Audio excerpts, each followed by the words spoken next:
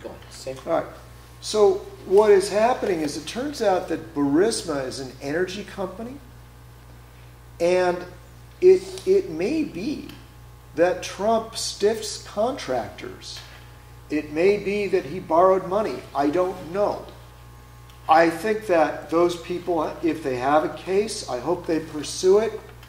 But I want to know why Bill Clinton got $500,000 within a couple months of the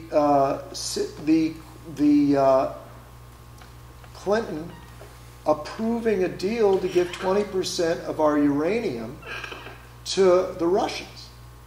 And moreover, it turns out that Biden and Burisma is tied up in that. It also turns out that the Clinton Foundation received many, many, many millions of dollars. I forgot the number. At the time, I think the number you like to say is like 100 and something. Thank you. At the time that the decision was being made to sell uranium to the Russians. So, you see, uranium is a strategic mineral that we need, and you make nuclear weapons with it, and it looks like Biden is mixed up in the same deal that the Clintons made. So that, to me, is far more concerning than Trump's dealings with contractors over golf courses. Right. So imagine if cows were somehow compelled to shit in the same place every time. You'd get a cow pie, then you get another cow pie, and you get like fucking 8 cow pies, just in a fucking IHOP stack of pancakes, except it would be shit. And your story here is like that. It's cow shit on top of cow shit. If you look up John Solomon, this right-wing so-called journalist who's written extensively on Uranium One, which is a horseshit story, and now it's being woven in or stacked on top of the... Why is it a horseshit story, Rick? Well, because... Uranium, I mean, to talk about, I tried to get you to show me one fucking document pertaining to Uranium One and Hillary, and all you could find was a document pertaining to plutonium. And you were trying to convince me that plutonium and uranium are the same fucking thing. That's so laughable. That's so funny to Rick. He thinks that because the document signed by Hillary Clinton says that we're going to give 20% of our plutonium. No, it doesn't say whatever. Because we're going to give plutonium to the Russians. Plutonium, the thing you make nuclear bombs with, because that's what we're going to give to the Russians, not uranium. He's a physicist to the end. He thinks, well, then there's no problem. Everything's fine. Okay? So it's okay. You know what, Rick? I stand corrected. Do stand corrected. It was plutonium. No, because the deal is... All right. No, let's do Isn't plutonium the one that we make those nuclear bombs from that we dropped on Japan? Wasn't it plutonium? Well, hold on. Just hold on. Yeah. And I don't want to physics. One was a plutonium bomb. The other was a uranium bomb. Great. So guess what, guys? There's nothing to worry about. Hillary Clinton gave our plutonium to Russia. Thanks for clarifying that, Rick. That's not really what anyway, the deal is that the U.S. and Russia... you won the argument there. Oh, I fucking did. The U.S. and Russia each used to have roughly 6,000 roughly battle-ready nuclear warheads. What's a few more?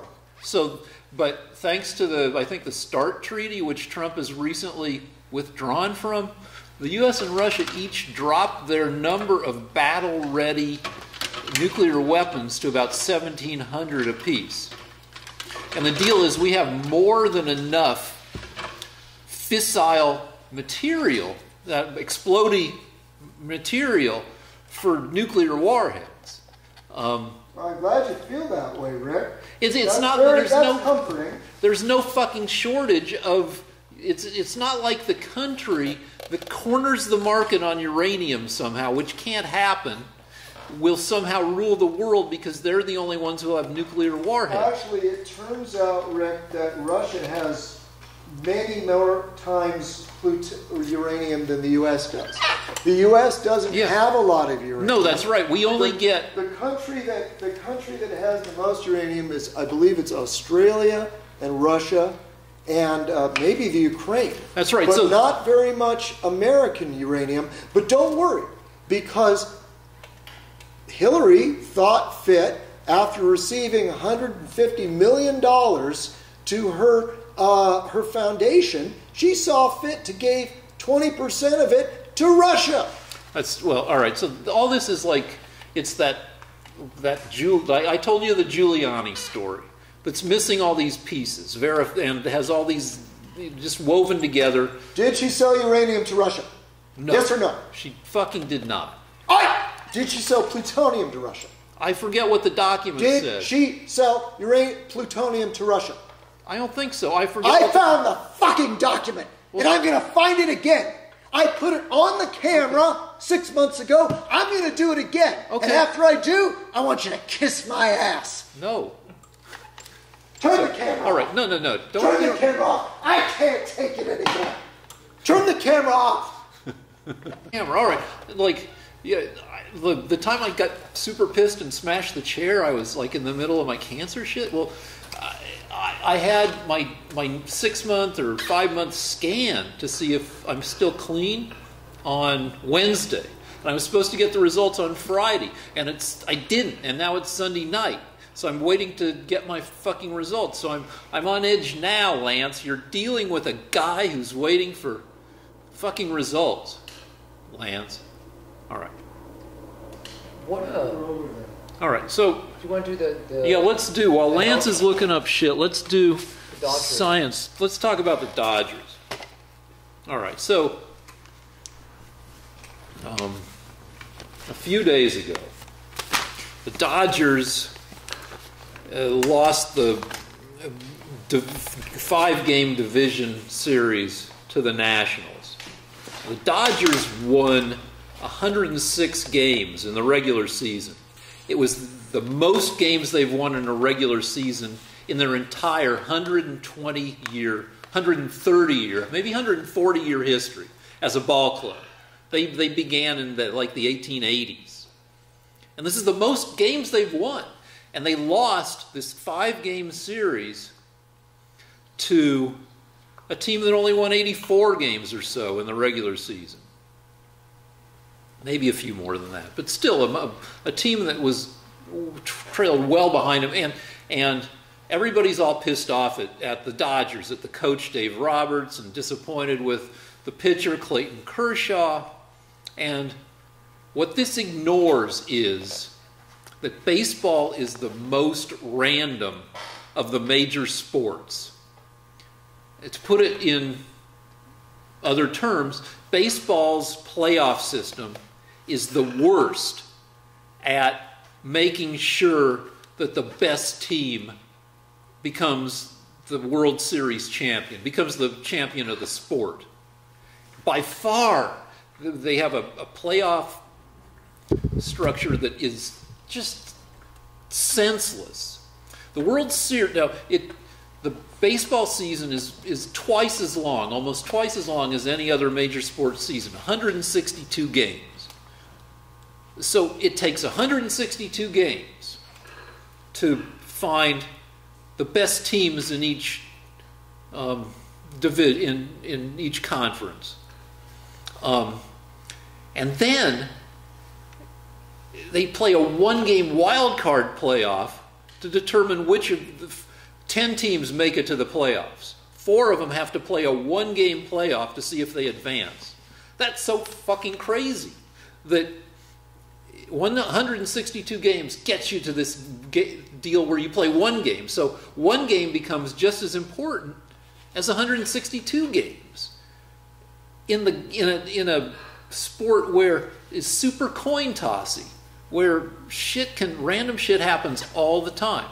They used to play 100 years ago a 9-game World Series because they figured rightly that it takes if the regular season back then was like 150 games, that it really takes a lot of games to make sure that the right team is the champion. But no, now we got a 1-game wild card playoff, and then every team that makes it past that has to do a 5-game playoff series, which is ridiculous, and random shit's going to happen. So instead of being entirely pissed off at the Dodgers and their pitchers, maybe be a little pissed off at a playoff structure that is. These guys at Harvard did a study of Major League Baseball and other sports from 1995 to 2012. And in that 17 or 18-year period, they found that the best team, based on regular season performance, only won the World Series 3 times. 3 out of 17 or 18 times. That's a shitty playoff structure. And people like to tell... People ignore randomness and they build narratives about player performance. For instance, in Game 5 of the Nationals-Dodgers series, Kershaw came in the 7th inning. And they said, well, he did a great job of pitching in the 7th inning, but then at the beginning of the 8th inning, he gave up 2 home runs in a row on 3 pitches. The narrative is he was good in the 7th inning, he was crappy in the 8th inning. But no, mostly he was probably roughly the same. Maybe he threw in a fat one that got taken yard, but maybe his pitches were roughly the same assortment of quality in both innings, and there's randomness that happens. People swing at the ball, and even the best players only hit the ball to get on base 3 out of 10 times. In the 70s, Stephen Jay Gould, a guy who studied evolution at Harvard, looked at the mathematics of sports streaks and found out that the only one that is not, I think maybe the only one in baseball, maybe the only one in all of sports at the time, that actually was a legitimate streak rather than a possible result of random patterns like coin flips, was Joe DiMaggio's 44 consecutive game hitting streak. Everything else, when they say like a basketball player is hot at shooting threes, anything like that, any kind of streaky thing is almost entirely attributable to a random action.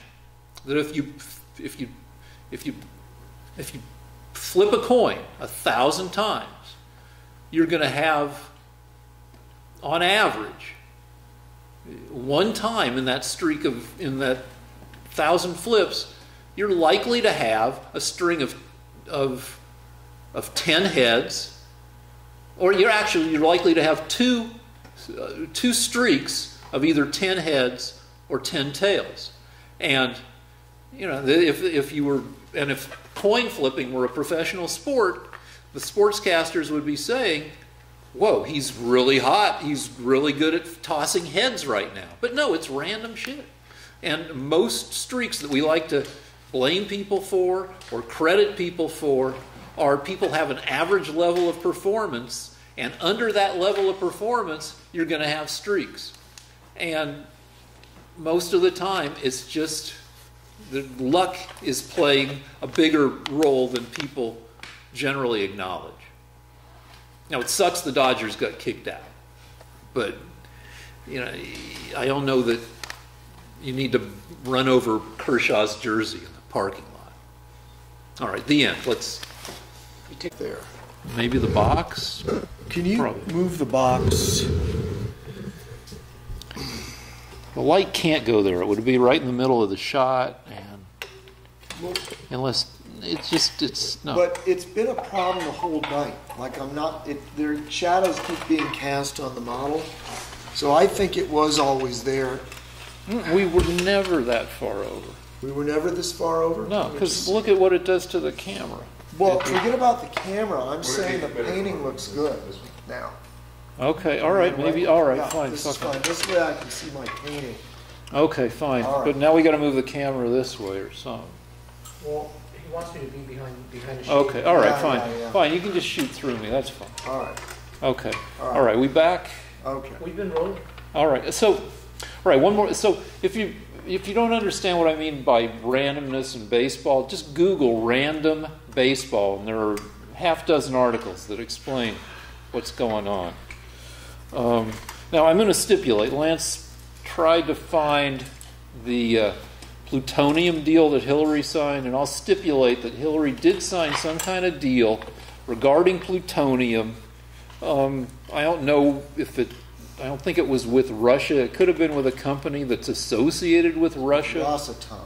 Okay, Rosatom is a company that started out, that became more and more officially part of Russia. But I got to say that I don't know how plutonium trades, but uranium trades like a commodity, like frozen concentrated orange juice. It's got a market price, except that anybody can buy frozen concentrated orange juice. You need a legitimate reason to buy uranium. But if the U.S. wanted more uranium, we've got plenty of uranium, we could just buy it on the open market. Nobody has cornered the market. And even if some evil other country, Russia, did, we still have more than enough uranium to blow up the world like 20 times over with existing nuclear weapons that we are dismantling because we don't need 6,000 of them, because you can destroy the world with 1,000 of them. And we've got 1,700 of them. Okay. Rick, I just want to say that I spent the last few minutes trying to find the actual document where Clinton signed over 20% of our uranium, and it said the word plutonium. Now, if you don't believe me, you can go to our past shows where I took the document and I put it up there. So if you're concerned about it, go through our past shows, look for the ones that say uranium deal, and if you can endure watching them again, you'll see me give you the actual document with her signature on it, so that there can be no question, as Rick just admitted, that she signed this deal. Yeah, a plutonium deal, but, and I admit, plutonium and uranium can both be exploding, very fucking exploding. But just because Hillary signed a deal involving plutonium, that doesn't automatically prove that she had anything to do with any kind of uranium deal. There's no evidence of that. Okay, Rick. With the Russians. Rick, I don't feel, it is of no comfort to me that she sold plutonium to Russia. Do you understand that, Rick? That whether it's plutonium or uranium isn't relevant? You know, my wife likes to... Please don't tell me about your wife. Just tell me that you understand that, Rick. It doesn't matter if it's plutonium or uranium. Do you understand? It does. It's a big... You can make nuclear bombs from both of them, That's right? right, but we already have a shitload. And they are controlled substances that the United States has not been permitted to sell. Yeah, and it wasn't permitted to sell. If you read the document, now everything we're not allowed to sell that, Rick. We're not allowed to sell that. And it wasn't. Here's the fucking deal, because you like to paint in broad strokes that have been painted for you by people who specialize in picking the peanuts out of the shit and putting them together to form some kind of picture that's convincing to you, but it's not the deal. The deal is that even the uranium, in the deal that was made, but that there's no proof that Hillary made, was not allowed She signed it. She didn't. She signed the document. The plutonium deal, not any uranium deal. And the deal is that shit, plutonium, uranium, is not allowed to be exported. Yeah, they did. No, hold on. All right, now here's the deal. They found that they did export it. No, let me say the specifics of it. It's allowed to be moved out of the U.S. to be enriched in Canada. No, some of it went to Europe. Okay, fine. But then it's supposed to be... Now, let me just explain a little, because there's a bunch of little details you like to gloss over. Then it has to be returned to the U.S. by law. Now, they also found that somebody at some point in here had been, to some extent, I forget the extent, had been circumventing the law, so not all of it came back. But the deal is that it's still, they're fucking commodities that we have more than enough of, and we're never going to be taken over by Russia because they have all the explodey shit and we don't. And if she did sign it, so what? Where's the quid pro quo? What's the big deal? Lance? Yeah, well... Oh, well, Lance likes to say that that the Clinton Foundation was given 140, I think, is the... 145 million. Oh. And that... and the Clinton Foundation, by the way, it has very little investigation into it. In other words, it's common practice for American politicians to have foundations that they claim are charitable. But it's a charitable and then well, they were rated A+. I'm sure they're still getting that amount. I think they closed it down. They closed it down because they just got too much shit. After Clinton lost the election, they stopped getting contributions. Oh. And Bill Clinton got $500,000 for one speech in Russia. That's unheard of. Is he still getting it? Was a 20-minute speech. Oh, this is within months of signing the deal. And it turns out that the Bidens and Burisma are connected to this. I don't know how, but they're looking into it. Just look up John Solomon, the guy who wrote... No. I don't care if it's a child molester. This is Freedom of Information Act's documents. It's These are court documents. But I don't care about John Solomon. These are court documents. He's the guy who wove it all together, and it was used later in this hack job. How do you know it's a hack job? Clinton cash. Yeah, how do you know that's a hack job, Rick? Because my media tells me so. Okay. All right, so you won the argument. My media told me so. I didn't read the book. No, you didn't. You didn't. You're just repeating crap. But but what bothers me is that you can't acknowledge that there's something odd about the vice president, his son getting millions, and I've acknowledged it. You want me to acknowledge it Secretary for of State getting millions? You want me to acknowledge it? But why for are they like getting the 9th or 12th time? You have acknowledged it, but then your brain is so brainwashed that you can't make the leap. You can't say, well, why? What did they do with that money? What did they get for that money? It turns out that he was getting $120,000 a year for several years. So during that time, don't you think Burisma would say after the first year, we're not getting anything out of this? Don't you think they would eventually say... Well, you didn't show me anything that says 120,000. No. I believe the 50,000. It was 120,000 at the very, but it went on from 2000. It started in 2014, went on to 2016. It amounted to several million from the Ukraine alone. Not to mention the $1.5 billion that his company got, that Hunter Biden's company got as investments from China. When Biden was in control of negotiating with China and with the Ukraine. Now, my question is this. This is the most important question. I don't care about the politics. I care about your mind. Why are you so unwilling to accept that there must have been a bribe going on? How could it be anything else? Well, in the case of Hunter Biden, I agree that they were trying to buy influence. Well, how do you? And but what did his father give them in return? Nothing.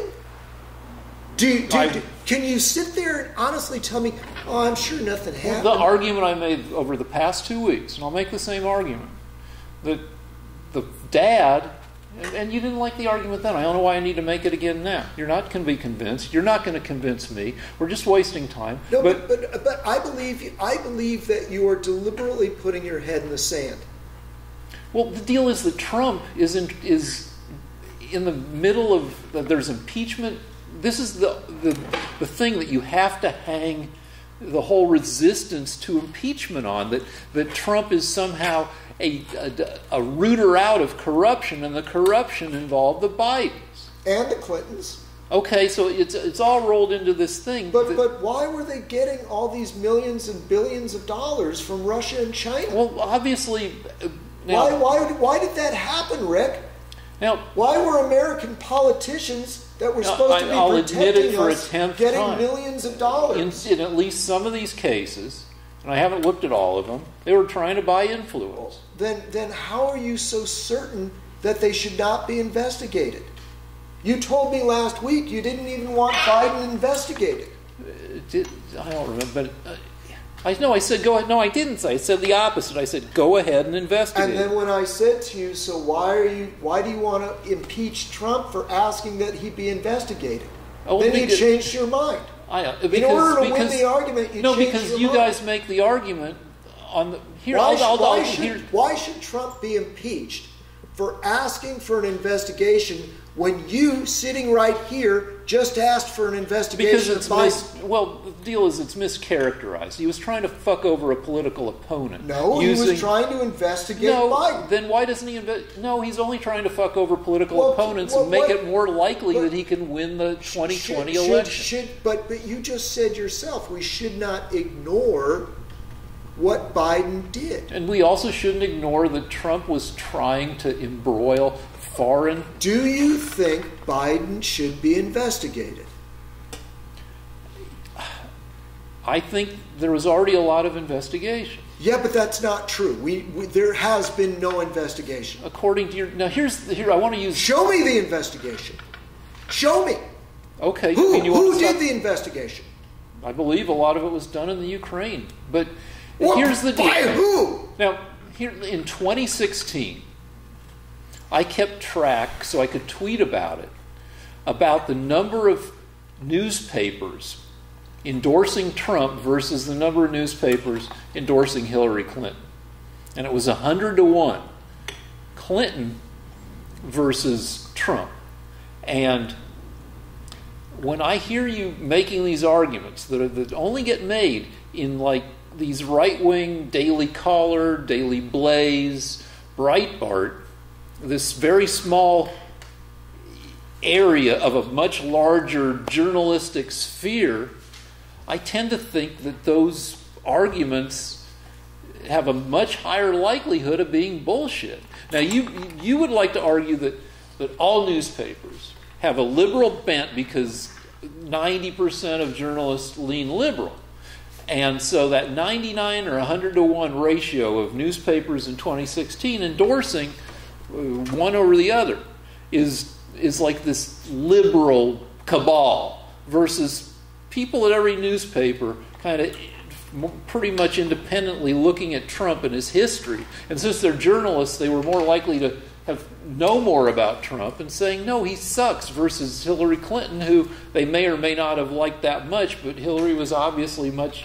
You think everything is a conspiracy on the one side, and that I'm brainwashed by it. Yeah, go ahead, Director. Maybe we can talk some actual tangible facts here. How many people have left the Trump administration? Okay, all right. That's my next topic, which is something like 4 times as many high-level officials and cabinet officers in the Trump administration as have left his administration by this point in the presidency. 32 months in or so, compared to any other presidency 32 months in. And what that makes me think is that the people who are left aren't the best. Like Rex Tillerson was Secretary of State. He went from being a huge, super high-ranking, he went from being CEO of Exxon. Not the nicest company, but certainly a competent multinational company, to be in Secretary of State. And he left thinking what was going on in the Trump administration was horseshit. He's even popped up in stories over the past week about some of this Ukraine shit. But when 4 times as many people leave, and I'll give you an example of somebody who hasn't left, do you think that the people who are left are the best people? And, with like Betsy DeVos, Secretary of Education, who was in legal trouble, who got scolded a week and a half ago by a judge because there was this scandal, like 2014. Like, there were all these colleges that were scam colleges. They found naive people. They said, if you go to our colleges, we will guarantee we'll get you a job. They charged them some crazy amount per year, 30, 35, 40,000 a year.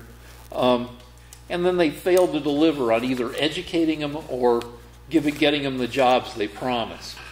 And courts ruled that, like, Corinthian colleges was one of these big chains of colleges that ripped off tens of thousands of students. And Betsy DeVos was hauled into court because the courts ruled that these students, and the government decided that these students should get paid back as scam victims, and Betsy DeVos doesn't want to pay them back. And so how do you defend that? And how do you defend... Wait a minute. These are Betsy DeVos's colleges? She No. owned those colleges? Judge slams DeVos on debt. Education Department hasn't stopped collecting on loans of Corinthian colleges students as ordered. So she's the one who says that they paid the money, and now you think we need to pay the students back that were ripped off by the colleges? it was ruled, regardless of what I think, it was legislated and or ruled that these students who were ripped off by deceptive business practices should have their debt forgiven. By the U.S. government.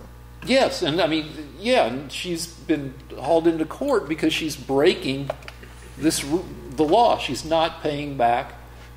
But is it the U.S. taxpayers' fault? It was decided, yes, that not our fault, but that the colleges had to shut down. They had to surrender assets, and the money that they supposedly owed these colleges, the Corinthians not going to be able to collect. And the loans that they took out to pay them back, that those loans are out the window because they were made under false guarantees and Okay, Rick, I got to be honest with you. So she's defying. If these people were ripped off, it's not the U.S. taxpayers' fault. It's the fault of the college. Yeah, and they've been shut. The college should be made to pay those loans, to pay those debts, not the U.S. taxpayer. I need glasses because I can't read. Thank you.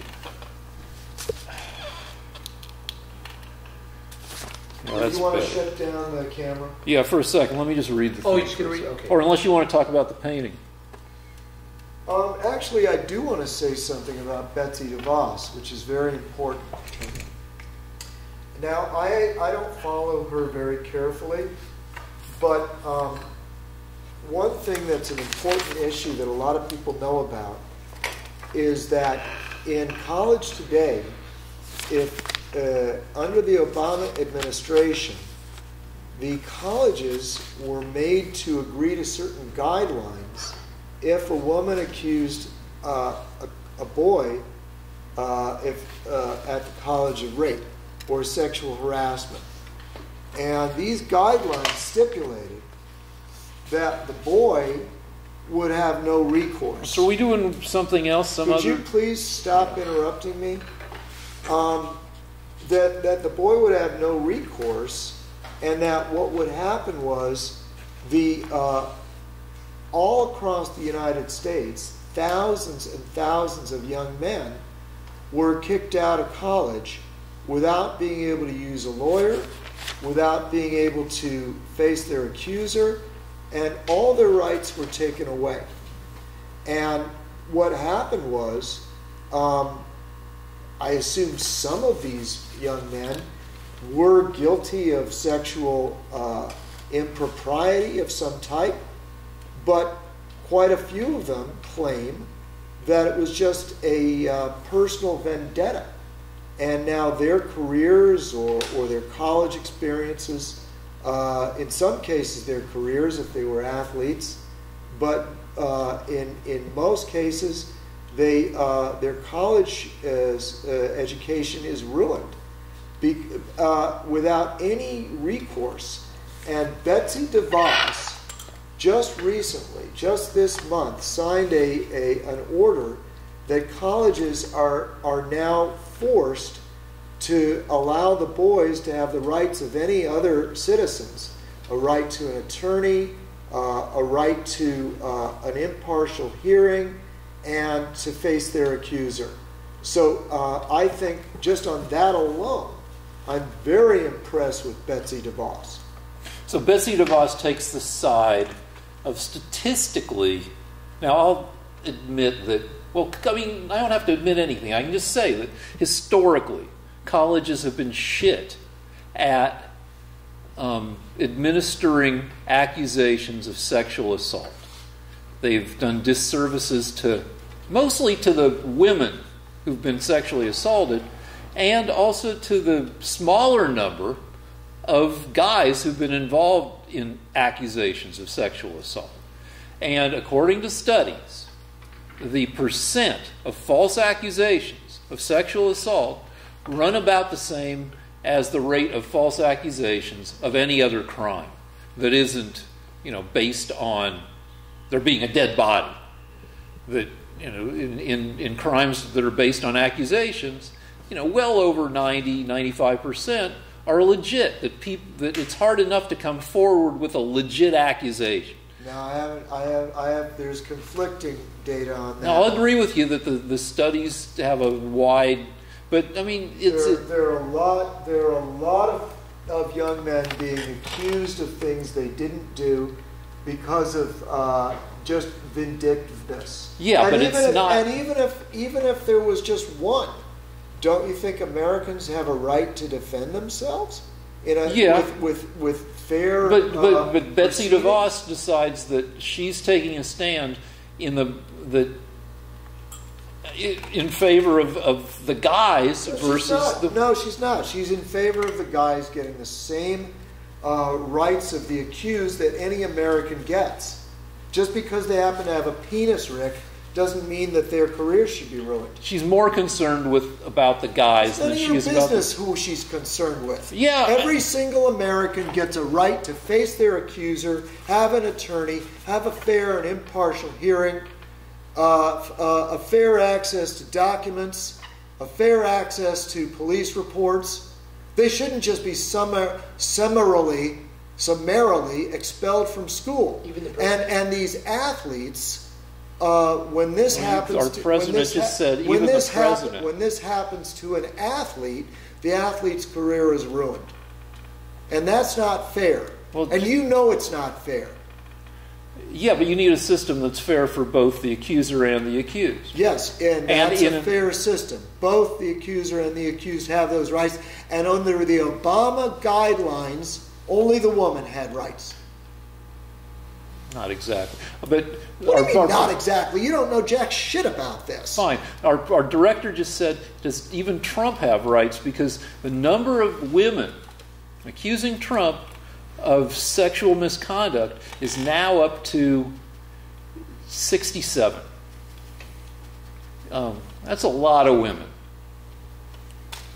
Okay, and I just want to remind everyone watching this that Rick is the man that believes that Trump raped a woman in the dressing room of Bergdorf Goodman. Yeah.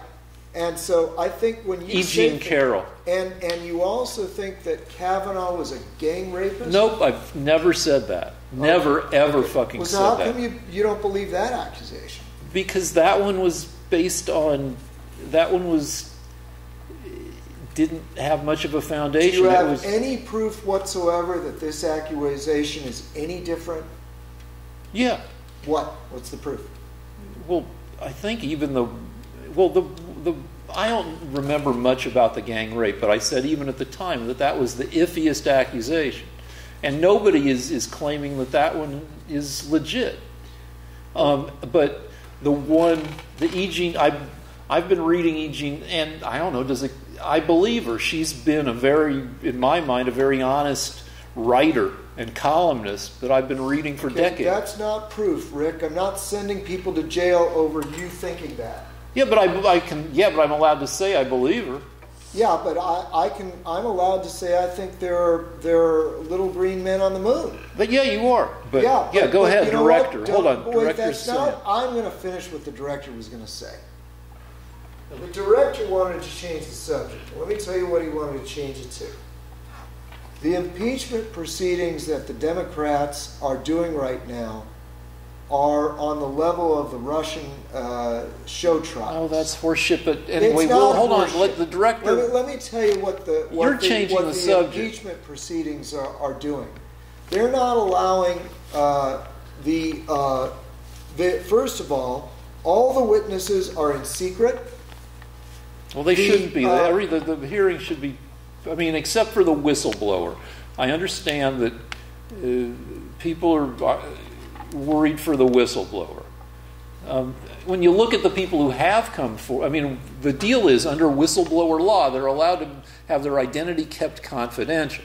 The reason that he wants his identity kept confidential is because he's a Biden aide. The person, it turns out, is somebody that worked with Joe Biden on the uranium project. And how do you know that? That's the latest leak. From what? I got it from a leak. And that's what it's going to turn out to be.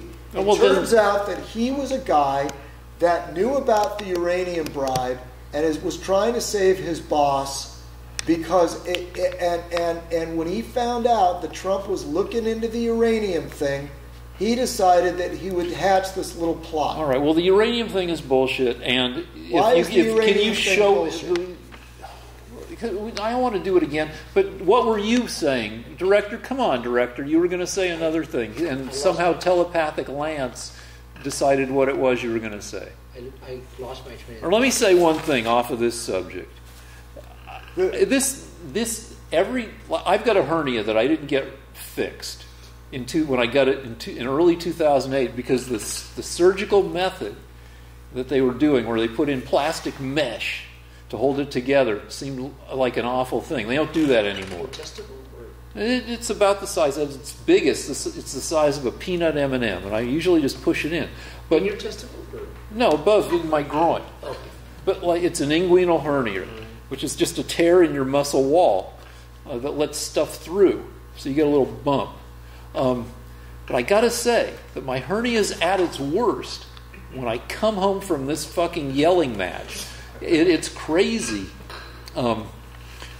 This is apparently hard work, all the yelling, because I go to the gym a lot, and going to the gym hardly ever gives me the bigness of the hernia that I leave here with.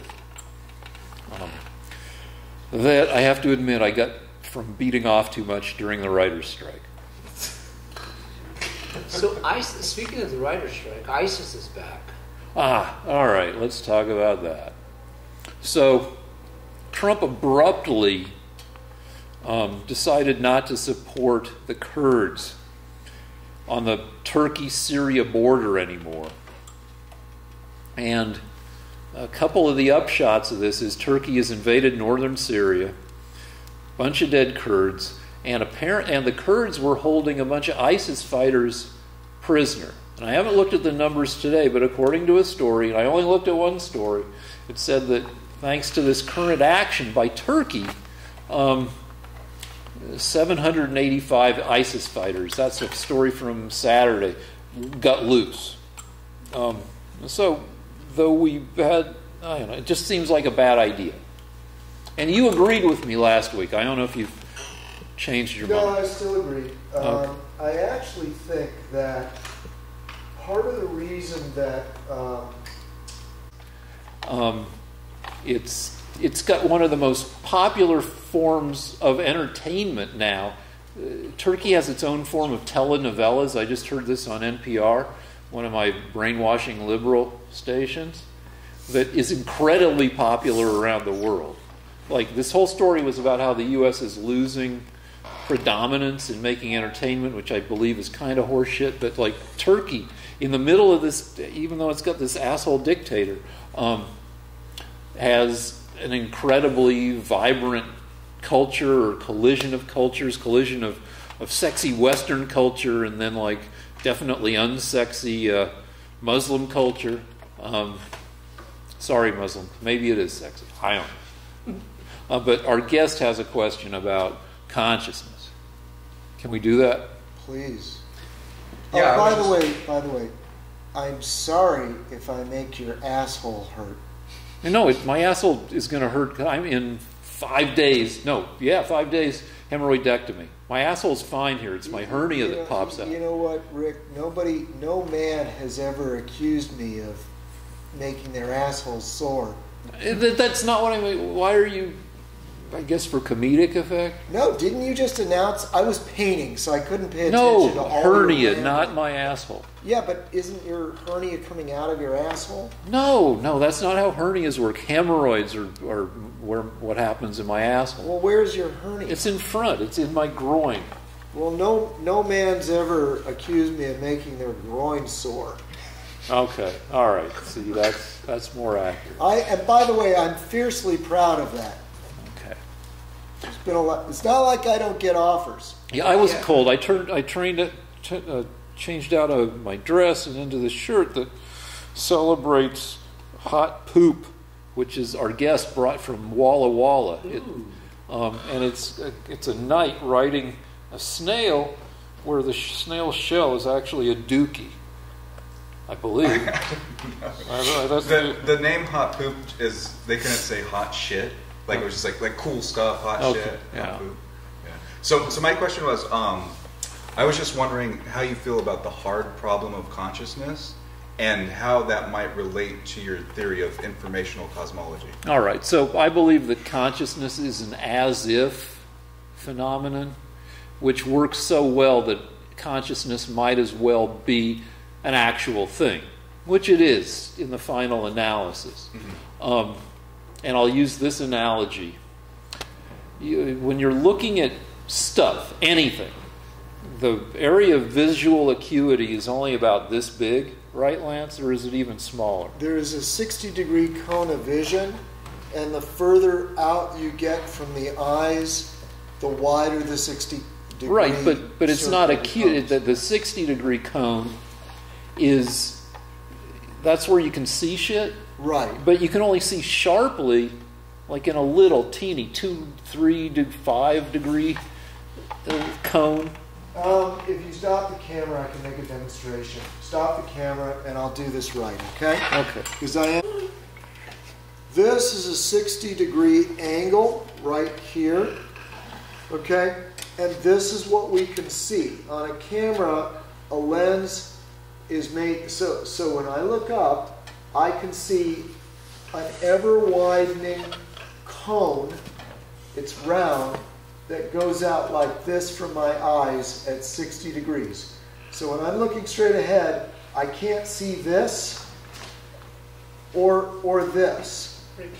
I can only see in. Oh, do you mean for a background? Here, focus, lift it up again. Okay. I can only see this and this. I can't see out here or out here. Can I add to that? Athletes, a lot of good athletes have better peripheral vision than average. So the 60 degrees is a certain amount of visual acuity. But if you practice, you can see stuff out to 120 degrees or more. You just can't see it well. But you can tell out of the corner of your eye, like when the little white pedestrian goes amber and starts counting down to the light changing. You can't see the detail of the walking guy. You know he's there, but you can just see a white thing going to amber. But it's not processed with any degree of visual acuity. And similarly, you've got that 60-degree cone, but within the cone, you've got a very tight little, say, 5-degree cone of very precise vision, which you use when reading and looking at a painting. For instance, so swing around, we'll look at this painting. NFL quarterbacks, the really good ones, have great peripheral vision. Yeah, they can maybe get close to 108. But they're not seeing stuff distinctly. They're just seeing a blur coming in to the side, and they know to dance away from it. Yeah. But like this painting, Lance's paintings are gigantic. This thing is more than 5 feet by more than 4 feet. If I'm standing here, I can only see like this much of it at a time, and they've done studies where somebody looking at a painting, their eyes will zigzag all over the painting until in their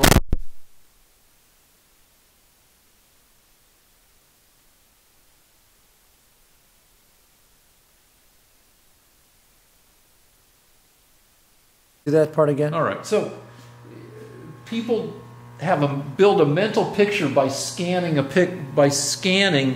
painting. So they remember enough parts of it that they have a rough idea, as if they've seen the entire painting at once, even though they've scanned it and then stored it temporarily, so that now I'm thinking, all right, the lady's lying like this. I think her arms up, her thigh is up. I've looked at like this. There's, she's on a bed. There's something to her right, but I forget what it is. Oh, it's a whole guy. But so I didn't have a good mental picture, but I felt like I did. But anyway, it's as if I saw the whole painting at once. And I think consciousness is an as-if thing. So Rick, like this lens is 24 millimeter lens. Yeah. So, like if I'm standing, can you do a math or like if I don't know what the 24. It's got a 20 like. So okay, look at the. That's like it's a little bigger than it's like a 40-degree angle. So look at the screen, right? No, all right. That's like, because you're getting more than the painting. So I don't know. That's like a 50-degree angle. Okay, but it's a little less than Lance's 60. But anyway, the deal is, I think with consciousness, it's similar, that there's no one you in your brain. There are a bunch of apps that are reporting to each other and making judgments, like the apps that make judgments about, well, is what's going on good or bad for me? Which is itself probably not the product of a single app, but is the product of a bunch of linked apps that are reporting to each other. And like, say you're, I don't know, say you're married and you come home and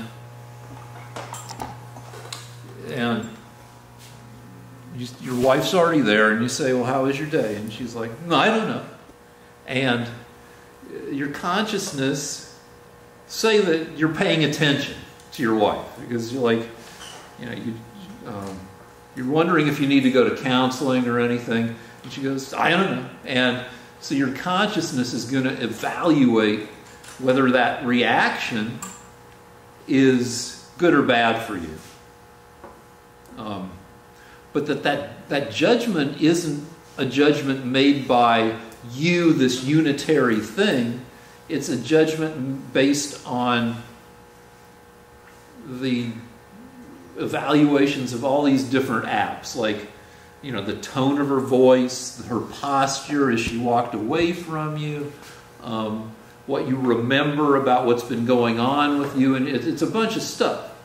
The visual cues, oral cues, memory cues, your memories of other people and just people in, all these things get integrated and reported to each other as if one single you has decided, uh-oh, that sounds vaguely bad.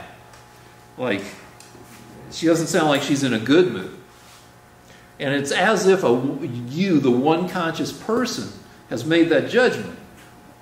But that's an as-if thing, and it's really the cumulative product of various apps within your brain informing each other of their separate judgments. For instance, just recognizing your wife as your wife is the result of a bunch of little apps in your head that have taken the visual information that's coming in through your eyes and resolved it into an identification of your wife. It gives you have a picture of that has formed in your mind, but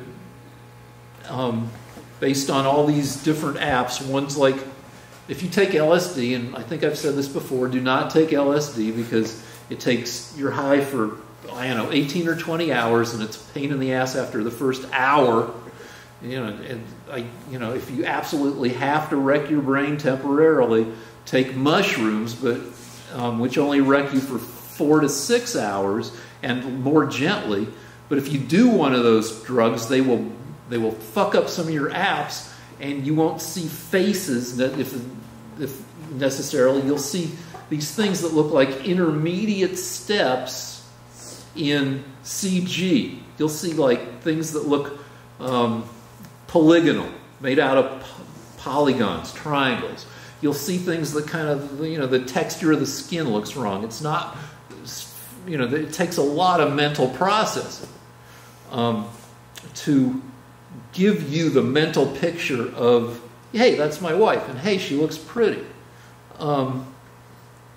But it's as if, so it's all these individual little kind of things that in themselves may or may not be very conscious on their own, but it's as if working together, reporting to each other, they've formed a unitary consciousness, a thing that feels as if it's you.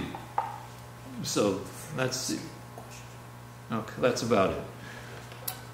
And follow-up question. Can I ask a question to Lance? Yeah.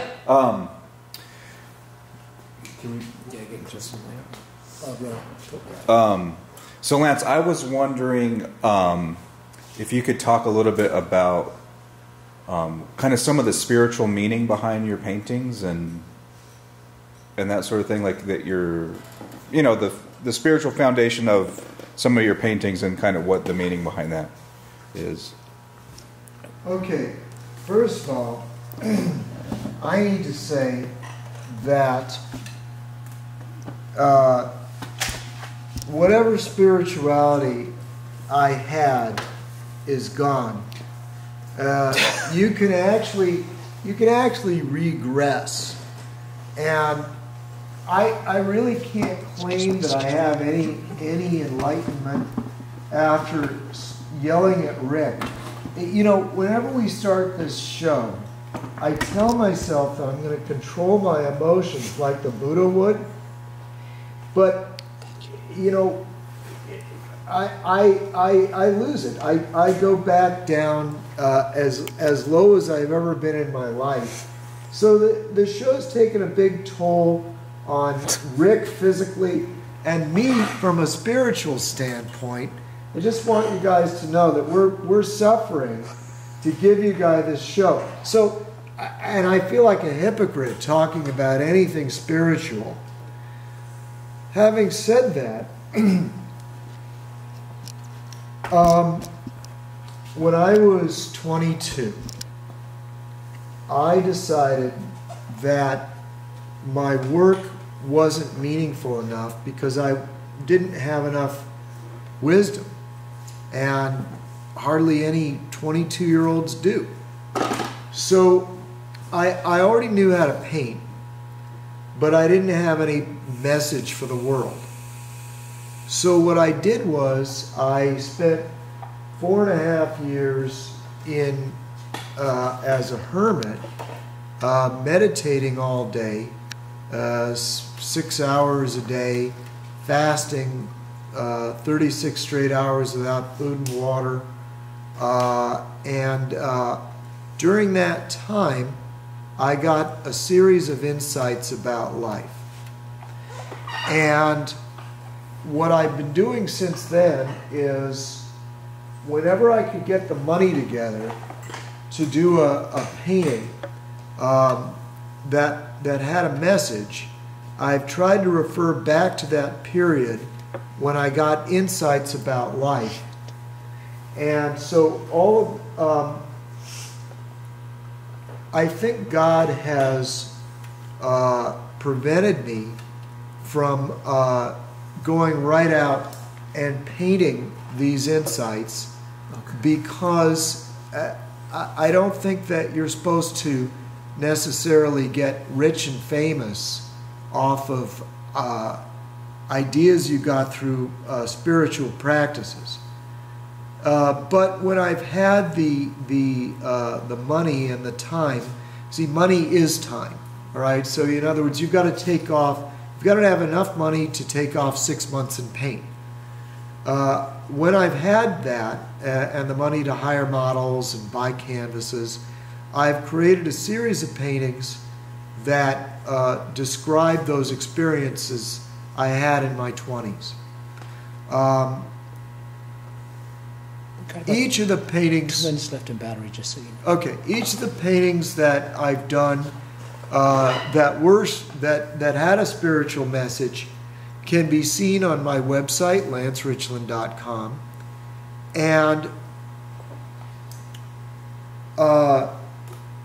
so you can go and see them. But overall, if there is a message that I could boil it down to, I would say this, that if you go into a retreat like that and you meditate all day, every day, and study the holy books, if you go into that as an atheist, you will come out as a believer, because the spiritual world will probably reveal itself to you, and a lot of the questions that people have, like Woody Allen, he needs proof, he needs evidence, where were you, God? If you seek that sincerely, I think you'll find those answers. All right, I want to say a couple things real quick. A, send us money at our PayPal thing, lanceversusrick@gmail.com. Secondly, back to consciousness, when Lance and I go crazy and yell at each other, there's a bunch of stuff that goes into that. Our experience of other people getting pissed, so we know Lance watches a bunch of kind of, bombastic people, that goes into his thing. We have the experience of thinking we're pissed, but so many different things go into that, but it becomes like the unitary experience in our consciousness that we're fucking pissed off, even though it's the product of a bunch of experiences and memories and models of why and how to be pissed. Yeah, we're not really angry with each other. Rick's Rick's one of my closest friends. But we are in the moment. But it's one of a number of little ingredients that, added all together, becomes the expression of pissness and the conscious experience of pissness, plus some other stuff. It's as if we're pissed, built from all these little ingredients. The end. All right. Should we thank our... Oh, yeah, thank you to our guests, Adam, Lore, and also Bryce. We didn't get to the peacock thing next week. All right. All right. Good night. Night.